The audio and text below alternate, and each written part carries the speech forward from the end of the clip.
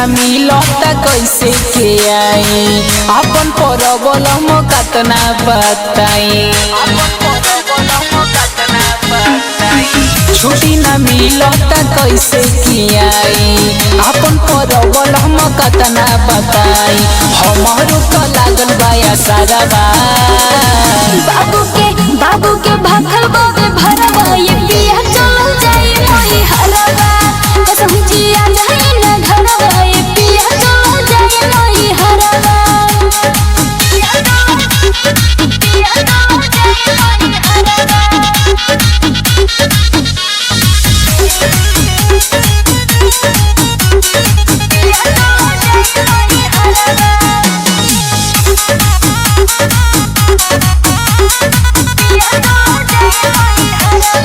हाथ में नई के धनिए को पाई लागली हबोड़ घरे चुनरी चढ़ाई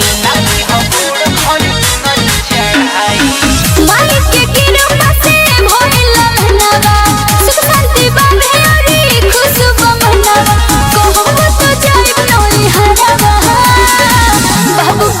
बाबू के भाखल बाबे भरवा ये पिया चल जाई मोई हरवा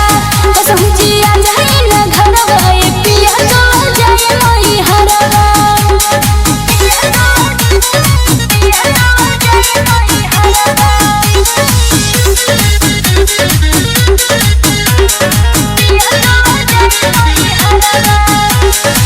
पर साल चहलल जाई माई के पास हो इतना ना तू हो खनिरास हो सब कुछ सैया होई